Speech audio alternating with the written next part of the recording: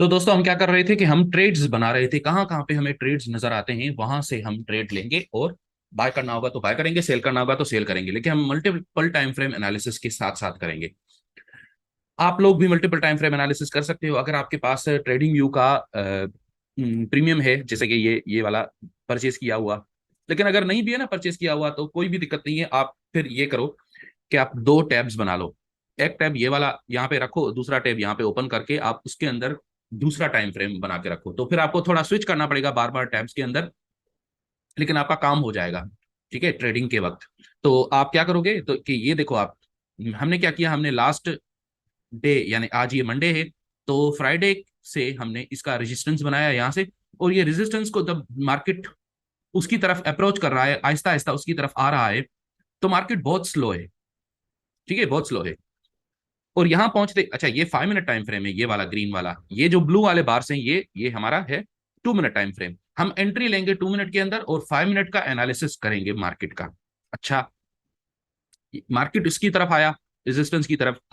तो यहाँ पे दो तरह के ओवरबॉट हो गया है। एक तो ये रेजिस्टेंस में ओवरबॉट हुआ है, जो ब्लैक वाला रेजिस्टेंस है उसके अंदर ओवरबॉट हो गया। दूसरा ट्रेंड चैनल के अंदर भी इटसेल्फ ओवरबॉट हो गया मार्केट, है ना। क्यों? क्योंकि ऊपर जाके फिर नीचे क्लोज हुआ। और मैंने आपको थोड़ी देर पहले बताया था कि ये बहुत कम होता है ऐसा कि ये वाला जिसपे मैं एरो लगाया हूं, ये वाला बार बने और उसके बाद भी मार्केट ऊपर कंटिन्यू करे, बहुत कम होता है, बहुत थोड़ा होता है। स्पेशली तब, हाँ ये कंटिन्यू करता है अगर तो ये दो दो कंडीशंस में कंटिन्यू कर सकता है मार्केट ऊपर अभी भी इससे आगे। एक, अगर ये एब्सोल्यूट टॉप पे ना बने बल्कि बिल्कुल बॉटम पे बने कहीं पे, यानी ये वाला देखिए, ये वाला बार, ये भी तो स्ट्रक्चर वही है ना बार का, है ना। स्ट्रक्चर वही है, लेकिन यहां से मार्केट ऊपर कंटिन्यू किया ना, बिल्कुल किया, तो फिर कंटिन्यू तो करता है। तो एक तो अगर ये एब्सोल्यूट टॉप पे ना बने तो फिर कंटिन्यू करता है, अगर बिल्कुल टॉप पे बन रहा है तो वहां से कंटिन्यू नहीं कर पाएगा। और दूसरा, अगर रेजिस्टेंस या ट्रेंड चैनल में ओवरबॉट ना हो तो भी कंटिन्यू कर सकता है। यानी कि ये ट्रेंड चैनल आप बनाए थे और आप देख रहे हो कि ट्रेंड चैनल में अभी ओवरबॉट नहीं हुआ, ये यहाँ पे तो ओवरबॉट हो गया इसलिए ये यहाँ से नीचे गिरा। लेकिन अगर ये ओवरबॉट ना हुआ हो तो अभी ये एक और झटका भी ऊपर देगा, अभी यानी थोड़ा और भी ऊपर जाएगा। तो फिर ये रिलायबल नहीं हुआ, आप इस पे सेल नहीं कर पाओगे अगर ये ओवरबॉट नहीं है तो। लेकिन अगर ओवरबॉट है तो आप सेल कर दो, आपका 90% 95% चांस है कि यहां से मार्केट नीचे जाएगा। और लास्ट टाइम अगर आपको दोस्तों याद हो तो मैंने आपको बताया था आईबी होता है, इनसाइड बार्स होते हैं। इनसाइड बार की भी कहानी है। इनसाइड बार के बाद क्या होता है, मार्केट शूट अप करता है, शूट अप या शूट डाउन जहां भी, तो लेकिन वहां से शूट कर जाता है आगे, बहुत तेजी से मार्केट वहां से जाता है। तो आपको ये यहाँ पे ये रेड वाला इनसाइड बार नजर आ रहा है 2 मिनट टाइम फ्रेम पे, ये देखिए इसके अंदर।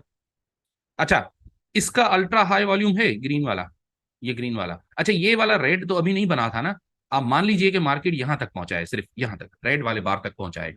तो आपको क्या दिखाई दे रहा है कि एक ग्रीन बार बना है जो कि बीसी बार की तरह है, बाइंग क्लाइमेक्स बार की तरह है। और उसके अंदर फिर एक और इनसाइड बार बना है, यानी मार्केट इसको ऊपर जाने नहीं दे रहा, अभी मार्केट ऊपर नहीं जा पा रहा, यहीं पे ही खत्म हुआ, यहीं पे पैदा हुआ, यहीं पे मर गया, यहीं पे खत्म हो गया, उसके बार के अंदर अंदर ही खत्म हो गया, यानी ऊपर नहीं जा पा रहा। इस कॉन्टेक्स्ट में क्या मानेंगे कि ऊपर नहीं जा पा रहा। यहां पे आपको एक और इनसाइड बार भी मिलता है, ये वाला रफली आप इसको इनसाइड बार कह सकते हो। इसका मतलब क्या है, क्योंकि ये बॉटम पे बना है, ये बॉटम पे बना है, तो इसलिए इस बार का मतलब है कि ये नीचे नहीं जा पा रहा मार्केट, तो यहां से शूट अप करेगा ऊपर, और ये शूट अप किया उसके बाद इतनी जोर से ऊपर ऊपर गया मार्केट। तो ये मीनिंग होता है इनसाइड बार्स का। अच्छा, फिर आप ये वाला ग्रीन, ये वाला देखो, इसके अंदर ये डाउन वेव, इतना जोरदार डाउन वेव आया। उसके बाद फिर आपको ये वाला, ये ग्रीन बार, ये ग्रीन बार, ये भी इनसाइड बार है कि नहीं, बिल्कुल है, इनसाइड बार है पीछे वाले के में। पीछे वाले बार ने क्या किया था, पीछे वाले बार ने नीचे, तो आप देखोगे क्या कि जिस बार के अंदर इनसाइड बार बन रहा है, यानी ये इनसाइड बार है, तो इसके जो पीछे वाला जो बार है उसमें क्या हुआ, वो आपको वीकनेस दिखा रहा है या स्ट्रेंथ दिखा रहा है। अगर तो, क्योंकि ये यहाँ ये वाला बार हमें स्ट्रेंथ दिखा रहा है ना, ये वाला स्ट्रेंथ दिखा रहा है, तो इसके बाद वाला जो बार बनेगा वो भी वही काम करेगा, यानी स्ट्रेंथ को बढ़ाएगा वो। यहाँ पे ये वाला जो ग्रीन बार है, ये क्या दिखा रहा है हमें, अब ये तो दिखने में तो ये ग्रीन बार है, लेकिन अब आप लोगों की आंखों की ट्रेनिंग इतनी अच्छी हो गई है, मुझे लग रहा है कि आप अपनी ट्रेनिंग को मन में रखते हुए अगर आप इसको देखो, तो ये आपको, ये है तो ग्रीन बार, लेकिन ये वीकनेस दिखा रहा है। ये नीचे की तरफ पुश, जोर दिखा रहा है कि कोई नीचे की तरफ जोर दे रहा है, कोई धक्का दे रहा है यहाँ पे। ये दिखा रहा है ना, ये तो नहीं दिखा रहा ना कि मार्केट ऊपर जाने की कोशिश कर रहा है, नहीं, उल्टा है। ये तो ये वाला इस तरह का ग्रीन बार, तो क्योंकि ये नीचे क्लोज हुआ है, नियरली डाउन क्लोज हुआ है। चलो आप इसको अगर कैंडल्स में देखो, तो ये रिजेक्शन दिखा रहा है। ये कैंडल स्ट्रक्चर आपको क्या दिखा रहा है? रिजेक्शन, कि ये ऊपर गया, ओवरबॉट हुआ, यहाँ पे रिजेक्ट करके नीचे फेंका किसी ने इसको, तो ये तो वीकनेस दिखा रहा है। तो वीकनेस के बाद वाला जो आईबी होगा, इनसाइड बार होगा, वो क्या दिखाएगा? और भी वीकनेस, और ज्यादा वीकनेस। तो बिल्कुल इसके बाद क्या हुआ, आपने यहाँ पे सेल किया और आपका इजीली ये वाला यहाँ पे ट्रेड बना। अगर आप यहाँ तक होल्ड करना चाहते हो तो भी ठीक है। यहाँ पे होल्ड करने का मतलब है कि आपका ट्रेंड चैनल में सिर्फ होगा। लेकिन आपको याद है कि हमने एंट्री के लिए हम यूज करते हैं 2 मिनट टाइम फ्रेम, है ना। एग्जिट के लिए हम 5 मिनट टाइम फ्रेम पे वापस चले जाएंगे। तो हम क्या करेंगे, यहाँ पे हमने सेल किया, फिर हम आ गए 5 मिनट टाइम फ्रेम में। हमने देखा यार ये तो कमाल बन गया, क्योंकि क्योंकि जब तक 5 मिनट टाइम फ्रेम का ये बार बन जाए सारा का सारा ये वाला, तब तक काफी लेट हो चुका होगा। कैसे?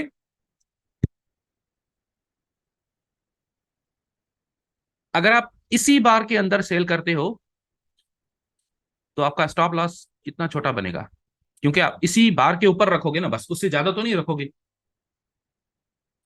ओटीपी आप अगर, फिलहाल ट्रेंड चैनल पे रखा हूं मैं, ठीक है, ट्रेंड चैनल जहां पे आकर टक्कर मार रहा है इसमें, वहां पे मैं रखा हूं। तो आप यहां पे आपको क्या नजर आ रहा है? 3 आर। 2 मिनट टाइम फ्रेम पे देखो तो 3 आर। अब जाहिर है क्योंकि एक ही मार्केट है और एक ही जगह पे हम रखे हैं। लेकिन अगर आप 5 मिनट टाइम के अनुसार एंट्री करोगे, तो आप यहाँ पे थोड़ी एंट्री मारोगे जहां पे हम किए हैं। क्यों? क्योंकि ये तो हमने 2 मिनट के अनुसार किया है। अगर आप 5 मिनट में करोगे, तो फिर आप एंट्री इस तरह करोगे ना, कि आप स्टॉप लॉस को यहाँ रखोगे और आप एंट्री इधर करोगे, ये वाला, है ना।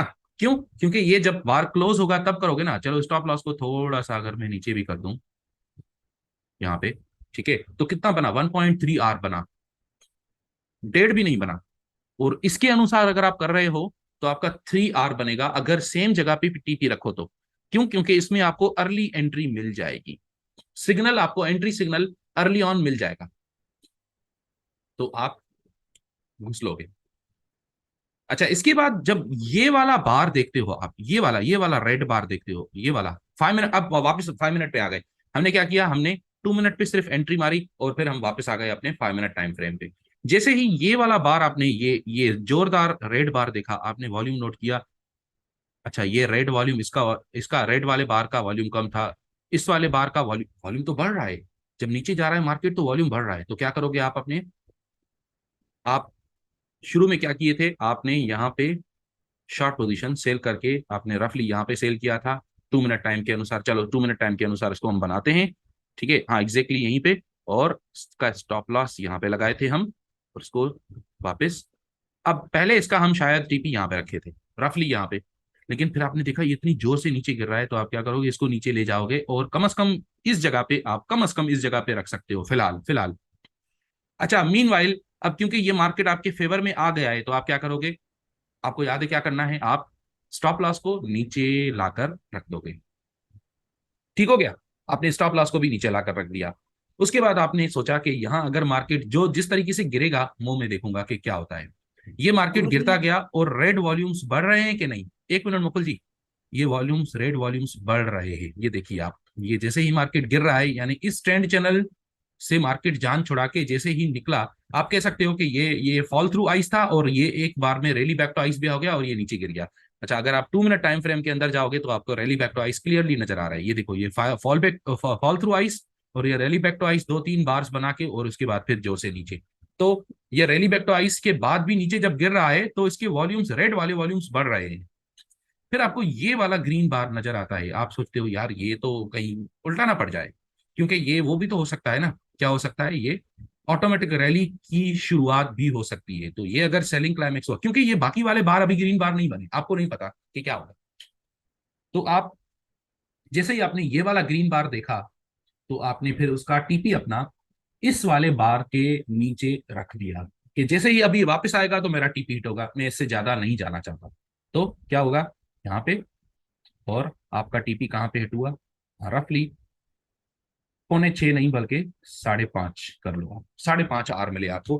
क्यों? क्योंकि आपने multiple time frame analysis use किया, अपना टीपी हायर टाइम फ्रेम के अनुसार रखा, अपना SL shorter time frame lower time frame के अनुसार रखा। ये होता है मैजिक, दो टाइम फ्रेम्स को एक साथ फॉलो करने का। मुकुल जी पूछिए क्वेश्चंस। इसमें एक छोटा सा सवाल ये है कि आप मतलब 5 मिनट से हमें 2 मिनट में बता रहे हैं, लेकिन हमारे चार्ट में नहीं है। या तो हमें 3 मिनट पे एंट्री के बारे में आंखों को प्रैक्टिस कराइए या 1 मिनट पे।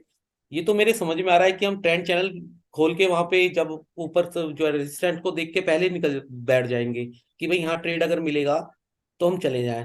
तो 2 मिनट वाला तो हम पे जुगाड़ नहीं है, तो 1 मिनट पे ही जाना पड़ेगा ना हमें तो सर। बिल्कुल, आपको 1 मिनट पे या 3 मिनट पे जाना पड़ेगा। चलो 1 मिनट पे भी हम कर सकते हैं। तो मैं क्या करता हूँ ना, अभी मैं आपको जो है 3 मिनट टाइम फ्रेम पे करके दिखाता हूँ, कोई दिक्कत नहीं। 3 मिनट पे भी आपको एंट्री, लेकिन 2 मिनट पे आपको ज्यादा अच्छी एंट्री मिलती है, इसलिए मैं 2 मिनट यूज सर, कर रहा था। ये एक चीज देखिए। मेरे ध्यान में आ रहा था सर। जी जी जी। एक चीज सर, जैसे आप कह रहे हैं कि ये जो बार आप देखेंगे कि धीरे धीरे छोटे छोटे बार बना करके ऊपर जा रहा है, स्ट्रेंथ जो दिखा रहा है छोटे छोटे बार, तो सर वहां पे मुझे दो तरह का मतलब सोचने को मजबूर करता है। जैसे कि जी। या तो मार्केट जो ऊपर जा रहा है थका हुआ है, थक गया है, ऊपर नहीं जा पा रहा, धीरे धीरे जा रहा है। हम्म। या फिर सर मतलब मार्केट को अभी बहुत दूर तक जाना है, वो धीरे धीरे जा रहा है। ये भी हो सकता है कि बहुत दूर तक जाना है इसलिए धीरे धीरे चल रहा है। तो इसको सर हम कैसे समझें, क्या सोचें इस पर? ठीक है, समझ गया। ये आपने बहुत बढ़िया सवाल पूछा है, बहुत अच्छा सवाल पूछा है। चलिए मैं आपको ये इस तरह समझाता हूँ मुकुल जी। ये मैंने 1 मिनट टाइम फ्रेम पे कर दिया, सही है। तो आप एंट्री अब जो हम लेंगे वो 1 मिनट पे लेंगे, और एनालिसिस करेंगे हम 5 मिनट का।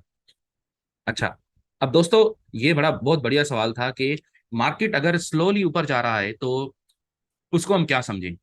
तो दोस्तों एक होता है सस्टेन्ड मूव, सस्टेन्ड मूव होता है, और दूसरा होता है थका हुआ मूव। यानी जैसे अभी सिंघम जी ने जो शब्द यूज किए, थका हुआ मूव। थका हुआ मूव वो होता है जो आपको ये बताए कि अभी मार्केट में उतना मजा नहीं है, मार्केट ऊपर नहीं जा पा रहा, थका हुआ है मार्केट। तो हाँ बिल्कुल, आपको ये दोनों चीजें अपने मन में रखनी है कि कुछ भी इनमें से हो सकता है। लेकिन मैं ये देख चुका हूं, और मेरा एक्सपीरियंस हो गया है कि मुझे अब अंदाजा हो जा अनुमान मेरा लग जाता है कि ये जो है ना, ये अभी मार्केट आज थका हुआ नहीं है, बल्कि ये स्लोली ऊपर जा रहा है, और ऊपर ही जा रहा है, ऊपर ही जा रहा है।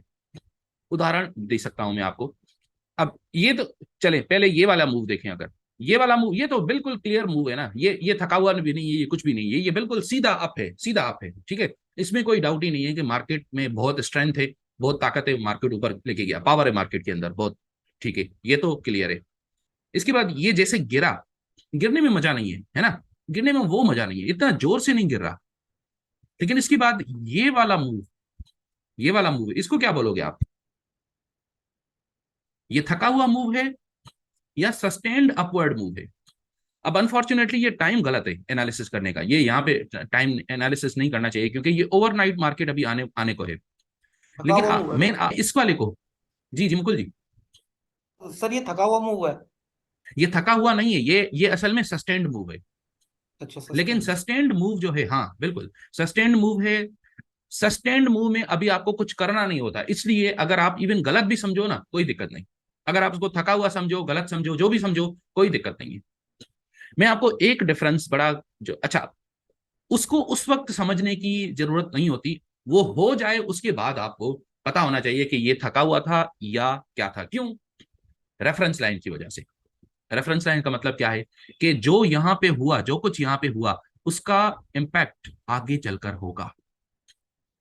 अगर ये थका हुआ था तो ये जब गिरेगा, अगर ये थका हुआ था तो ये जब गिरेगा, तो गिरते समय ये ऐसे गिरेगा कि बस लाइक नो टुमारो, ऐसे जोर जोर से गिरता जाएगा और मार्केट को बिल्कुल नीचे ले जाएगा, अगर थका हुआ होगा तो।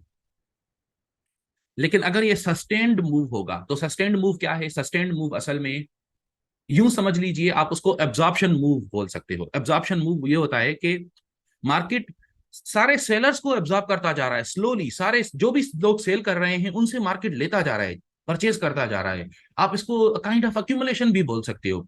लेकिन ये एग्जैक्टली एक्यूमुलेशन स्ट्रक्चर तो फॉलो नहीं कर रहा जाहिर है, क्योंकि ये अप ट्रेंडिंग मूव होता है। लेकिन उसमें होता यह है कि आपके जो बार्स हैं वो भले एक दूसरे में ओवरलैप कर रहे हो, एक बार बना, फिर दूसरा बना, फिर तीसरा बना, फिर चौथा बना, लेकिन उनका साइज सही होता है, साइज अच्छा होता है।